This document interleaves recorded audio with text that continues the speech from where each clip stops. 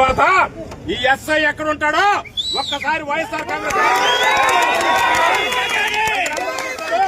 2029 తర్వాత ఎస్ఐగా కనిపిస్తే మీకు ఈ రోజు ఆయన ఉద్యోగంలో కొనసాగితే ఆ రోజు నన్ను అడగండి అని చెప్పి నేను మా అందరికీ చెప్తున్నా, మా వాళ్ళందరికీ చెప్తున్నా.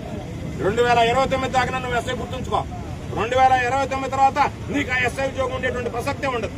నీ భార్య బిడ్డలు వీధిని పడ్డా నేను మరలా చెప్తున్న వైఎస్ఆర్ కాంగ్రెస్ పార్టీ శ్రేణులకి మీకే అయ్యో అనిపించేటువంటి విధంగా ఎస్ఐ మీద చర్యలు తీసుకుంటాను తప్ప విడిచిపెట్టేటువంటి ప్రసక్తి ఉండదు అనేటువంటి విషయాన్ని ఈరోజు అందరికీ ఫోన్ చేసి ఎస్ఐ అంటే ఏమన్నా మొనగాడు అనుకున్నాడా, ఆయన ఏమన్నా పెద్ద ఇది అనుకున్నాడా? ఆయన ఫోన్ చేసి మీరు కనుక ధర్నా చేస్తే మీ మీద నాన్ బెయిలబుల్ కేసులు పెడతానంట. దమ్ముంది, ధర్నా చేశాం, నీ దమ్మేందో నిరూపించుకొని మా మీద కేసులు పెట్టు. మేము చెప్పాం ఉంటే కేసులు పెడతానన్నా మేము వచ్చి నిలబడ్డాం, ధర్నా చేశాం. మీకు ధైర్యం ఉంటే మీరు ఏదో పోలీసు వాడు వచ్చి మా మీద కేసులు పెట్టుకోండి. మీ పోలీసు కేసులకు భయపడతామా? మీరు భయపెడితే ఆగిపోతామా? ఏమనుకుంటున్నారు మీరు? మీ ఇష్ట ప్రకారం మీరు వ్యవహరిస్తా మా వాళ్ళ మీద చేయి చేసుకుంటా ఆ ఏఈ లంచాలు తీసుకున్నటువంటి ఏఈ ఒకడు, ఆ ఏఈ లంచాలలో వాటా ఉండేటువంటి ఈ సోమిరెడ్డి ఒకడు, వీళ్ళిద్దరికీ కలిసి మధ్యవర్తం చేసినటువంటి ఎస్ఐ ఒకడు.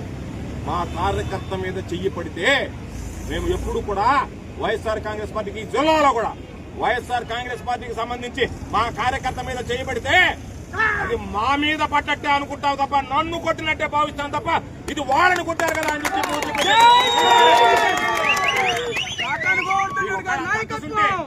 వైఎస్ఆర్ కాంగ్రెస్ పార్టీ వాళ్ళని మేము ఇబ్బంది పెట్టాలి, వాళ్ళని కొట్టాలి అనుకుంటే నేను సిద్ధంగా ఉన్నా.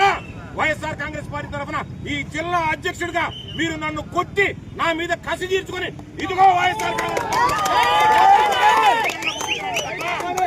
దాన్ని పక్కన పెట్టి మేము సాధారణ కార్యకర్తలు జోలికి పోతాం, సాధారణంగా ఉండేటువంటి అమాయకులను తీసుకొచ్చి పోలీస్ స్టేషన్ లో కొడతామనంటే ఇదేమి ఎవడబ్బా జాగీరు కాదు ఈ పోలీస్ స్టేషన్ అనేటువంటి విషయాన్ని మీరు గుర్తుపెట్టుకోవడం ఈ సందర్భంగా తెలియజేస్తున్నారు.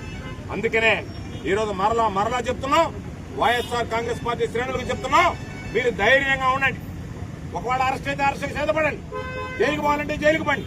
నేను మీకు చెప్పేటువంటి మాట ఈ చెట్టు కింద నిలబడి మీ మీద ఎవడైనా పోలీస్ అధికారి కనుక చేయి చేసుకుంటే అదే రీతిలో తిరిగి మీరు స్పందించండి.